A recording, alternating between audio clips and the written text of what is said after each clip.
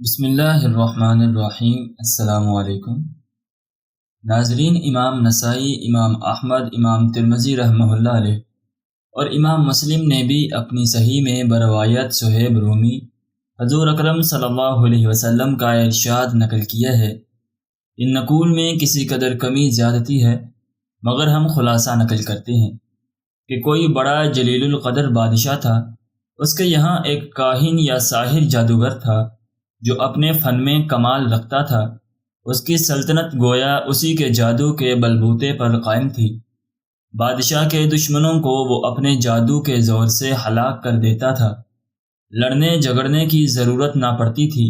امرائے سلطنت اور ارکان دولت اگر بادشاہ سے ناراض ہوتے یا سرتابی کرتے تو یہ اپنے جادو سے ان کا رخ بادشاہ کی طرف موڑ دیتا تھا۔ اس طرح وہ ہر کام جادو سے کرا لیتا تھا۔ جب وہ جادوگر بوڑھا ہو گیا اور اس کو اپنی زندگی سے نا امیدی ہوئی تو اس نے بادشاہ سے عرض کیا کہ میں بوڑھا ہو گیا ہوں، میری عمر اخیر ہونے کو ہے، آپ کوئی ذہین اور سمجھدار لڑکا میرے سپرد کر دیں تاکہ میں اس کو اپنا علم سکھا دوں، تاکہ میرے بعد وہ آپ کے امور سلطنت کو درست رکھے۔ چنانچہ بادشاہ نے ایک عاقل اور ہوشیار لڑکا اس کے حوالے کر دیا۔ وہ لڑکا اس جادوگر کے پاس صبح شام حاضر ہونے لگا اور جادو کا فن سیکھنے لگا۔ راستے میں ایک راہب درویش اپنے صومعہ عبادت خانے میں رہتا تھا۔ معمر راوی کہتے ہیں کہ اس وقت راہب لوگ اپنے اصلی دین عیسوی پر قائم تھے۔ ایک دن اس لڑکے نے دیکھا کہ بہت سے لوگ صومعہ عبادت خانے سے نکل رہے ہیں۔ اس لڑکے نے معلوم کیا کہ یہاں کون رہتا ہے۔ لوگوں نے بتایا کہ یہاں ایک راہب عابد رہتا ہے۔ یہ سن کر وہ لڑکا بھی اس راہب کے پاس پہنچا اور اس کی باتیں سنی۔ راہب کی باتوں سے اس کا قلب متاثر ہوا۔ راہب نے اس لڑکے کو دین حق اور توحید کی تعلیم دینی شروع کی تو وہ لڑکا ایمان لے آیا۔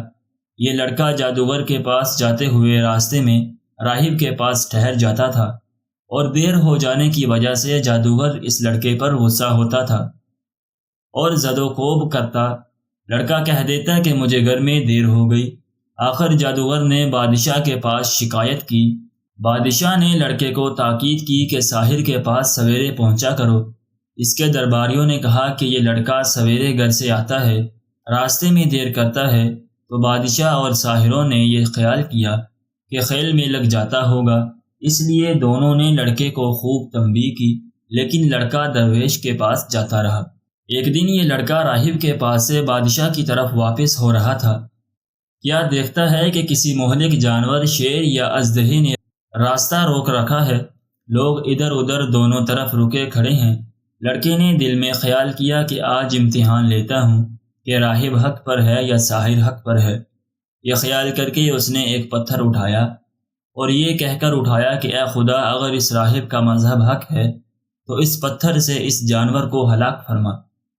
اور وہ پتھر اس کو مار دیا اور وہ جانور اس سے فوراً ہلاک ہو گیا۔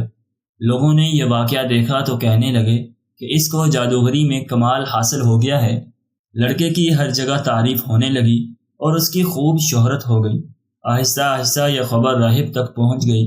اس نے لڑکے کو تنہائی میں بلا کر کہا، بیٹا، تجھ کو اللہ تعالیٰ نے بزرگی و کمال سے نوازا ہے۔ میں جانتا ہوں کہ تیرا مرتبہ بہت بلند ہوگا اور تو کسی آزمائش میں مبتلا ہوگا، لیکن یاد رکھنا میں بہت کمزور اور بوڑھا ہوں، کسی کو میرا پتہ نہ دینا۔ لڑکے سے قول و قرار لے کر راہب مطمئن ہو گیا۔ ادھر راہب کی صحبت اور انجیل مقدس کی تلاوت و اتباع کی برکت سے حق تعالیٰ نے اس لڑکے کو ولایت عظمہ سے نوازا، یہاں تک کہ کوڑی، مادرزاد، نابینا اور لا علاج مریض اس لڑکے کی دعا سے شفا یاب ہونے لگے۔ لڑکا خوب مشہور ہو گیا۔ اس شہرت کو سن کر اس بادشاہ کا نابینا مصاحب اس کے پاس آیا اور خوب تحفے نذرانے پیش کر کے عرض کیا کہ مجھ پر بھی توجہ فرمائیے اور میری آنکھیں بھی اچھی کر دیجیے۔ لڑکے نے کہا کہ مجھے کوئی نذرانہ یا ہدیہ درکار نہیں اور شفا میرے ہاتھ میں نہیں ہے۔ اللہ تعالیٰ شفا دینے والا ہے۔ اگر آپ اللہ وحدہ لا شریک پر ایمان لائیں اور شرک و بت پرستی سے توبہ کر لیں تو میں اللہ سے دعا کروں گا، پروردگار عالم آپ کی بینائی واپس عطا فرما دیں گے۔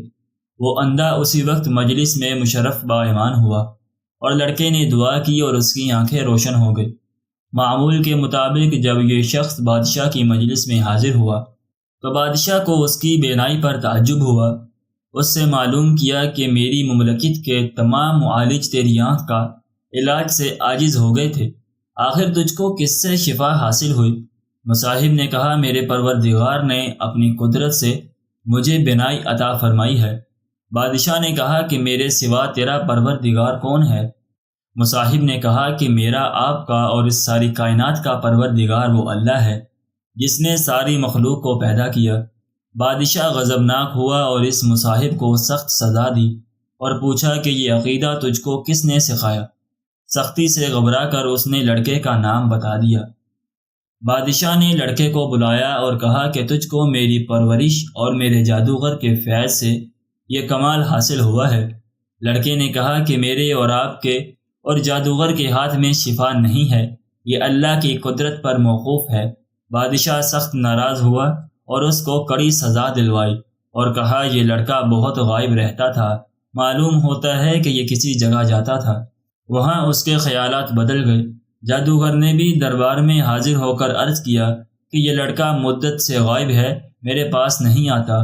بادشاہ نے کہا، اس سے سختی سے پوچھا جائے کہ یہ مدت سے کہاں رہا اور کس کے پاس آتا جاتا ہے۔ جب سختی حد سے بڑھ گئی تو لڑکے نے مجبور ہو کر گوشہ نشین راہب کا نام بتا دیا۔ بادشاہ نے راہب کو گرفتار کر کے حاضر دربار کیا اور اس سے کہا کہ اگر تو اپنے دین سے نہ پھرے گا تو تجھ کو آرے سے چیر دیا جائے گا۔ راہب نے کہا کہ میں ہرگز اپنے دین برحق سے نہ پھروں گا اور جو مصیبت آئے گی اس پر صبر کروں گا۔ چنانچہ بادشاہ کے حکم سے اس راہب کو آرے سے چیر دیا گیا۔ پھر مصاحب کو بلا کر یہی کہا۔ مصاحب نے بھی دین برحق کو چھوڑنے سے انکار کر دیا اور اس کو بھی آرے سے چیر کر شہید کر دیا گیا۔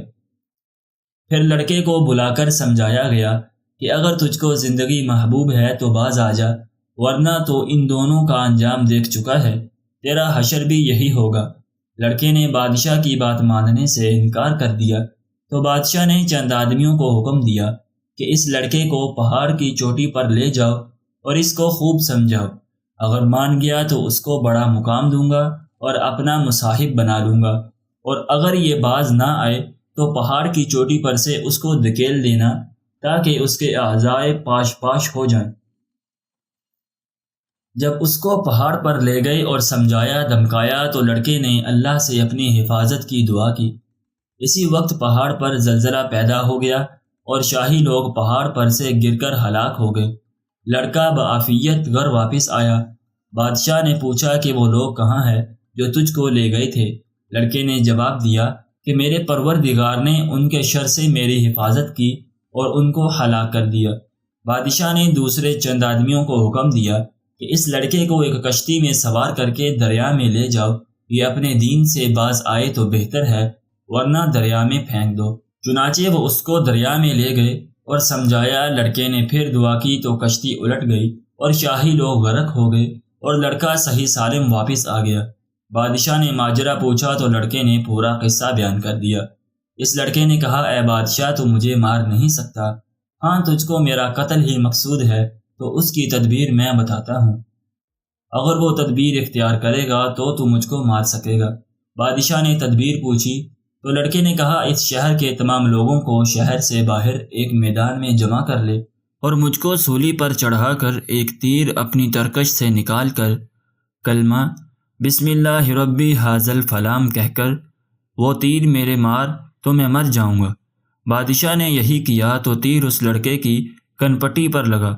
اس لڑکے نے اپنا ہاتھ کنپٹی پر رکھ لیا اور یہ کہتا ہوا شہید ہو گیا کہ میں اپنے پروردگار کے نام پر شہید ہو کر کامیاب ہو گیا۔ اور اس واقعہ کو دیکھنے پر تمام لوگوں نے بآواز بلند کہا کہ آمنا بربی حاض الفلام، آمنا بربی حاض الفلام۔ یہ سن کر بادشاہ کے درباریوں نے کہا، آپ نے ان تینوں کو ہلاک کر دیا ہے جو آپ کے مذہب کے خلاف تھے، مگر اب تو سب ہی لوگ آپ کے خلاف ہو گئے۔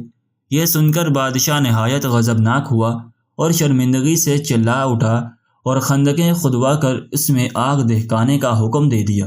چنانچہ خندق میں آگ دہکائی گئی اس کے کنارے پر اعیان سلطنت کرسیاں بچھا کر بیٹھ گئے اور سب کو حاضر ہونے کا حکم دیا اور کارندوں سے کہا کہ سب سے معلوم کرو، جو اپنے دین سے نہ پھرے اس کو آگ میں ڈال دو۔ چنانچہ شاہی فرمان کے مطابق ایمان والوں کو آگ میں ڈالنا شروع کیا گیا، یہاں تک کہ ایک ایسی عورت کو بھی لایا گیا جس کی گود میں بچہ تھا۔ عورت کو جب آگ میں ڈالنے لگے تو وہ ہچکچائی۔ بادشاہ نے کہا کہ عورت کو رہنے دو، پہلے اس کے بچے کو آگ میں ڈال دو، شاید اس طرح وہ اپنے ایمان سے واپس ہو جائے۔ چنانچہ اس کے بچے کو آگ میں پھینک دیا گیا۔ بچے نے بلند آواز سے کہا، اماں جی آپ صبر کریں، اور بلا گھبراہٹ بسم اللہ پڑھ کر آگ میں کود پڑو، یہ آگ غل و گلزار بن جائے گی۔ عورت یہ سن کر بغیر کسی گھبراہٹ کے آگ میں کود گئی، اور وہ آگ ایسی بھڑکی کہ اس نے بادشاہ اور اس کے مصاحبین کو، جو کہ کرسیوں پر بیٹھے مظلوموں کو جلنے کا تماشا دیکھ رہے تھے، سب کے سب جل کر خاک ہو گئے۔ حضرت ربیع بن انس رضی اللہ تعالیٰ عنہ فرماتے ہیں، اللہ تعالیٰ نے ان مسلمانوں کے آگ میں گرنے سے پہلے ہی ان کی روح قبض کر لی تھی، اس طرح ان کو اس آگ کی تکلیف سے اللہ نے محفوظ رہا۔ محمد بن اسحاق رحمہ اللہ علیہ نے اس واقعہ کو بہت تفصیل سے ذکر کیا ہے اور اس لڑکے کا نام عبداللہ بن تامر بتایا ہے، اور یہ بھی لکھا ہے کہ یہ واقعہ یمن کے شہر نجران میں پیش آیا تھا، اور اس حادثہ میں اس ظالم بادشاہ زونواس نے تقریباً 20,000 آدمیوں کو آگ میں ڈال کر شہید کیا تھا۔ اس بارے میں دوسرے بھی اقوال ہیں۔ محمد اسحاق کی روایت میں یہ بھی ہے کہ یہ لڑکا عبداللہ بن تامر جس مقام میں مدفون تھا، حضرت عمر فاروق رضی اللہ تعالیٰ عنہ کے زمانہ خلافت میں اتفاق سے کسی ضرورت کی بنا پر وہ زمین کھودی گئی تو اس میں عبداللہ بن تامر کی لاش صحیح و سالم اس طرح برآمد ہوئی کہ وہ بیٹھے ہوئے تھے اور اس کا ہاتھ اپنی کنپٹی پر رکھا ہوا تھا۔ کسی دیکھنے والے نے ان کا ہاتھ جگہ سے ہٹایا تو خون جاری ہو گیا، پھر وہ ہاتھ اسی جگہ رکھ دیا تو خون بند ہو گیا۔ اس عبداللہ بن تامر کے ہاتھ میں ایک انگوٹھی تھی جس پر اللہ ربی کنندہ تھا۔ عامل یمن نے اس واقعہ کی اطلاع فوراً حضرت عمر فاروق رضی اللہ تعالیٰ عنہ کو دی۔ حضرت فاروق اعظم نے جواب میں لکھا کہ ان کو ان کی سابقہ حالت پر انگوٹھی سمیت دفن کرو، چنانچہ ایسے ہی کیا گیا۔ حاصل اس واقعہ سے ہمیں یہ سبق ملتا ہے کہ ایمان پر جب استقامت کے ساتھ انسان ڈٹ جائے تو یقیناً اللہ کی مدد آتی ہے، لہٰذا وقتی آزمائشوں سے نہیں گھبرانا چاہیے بلکہ ایمانی استقامت کا مظاہرہ کرنا چاہیے، چاہے اس کے لیے جان ہی کیوں نہ دینی پڑے۔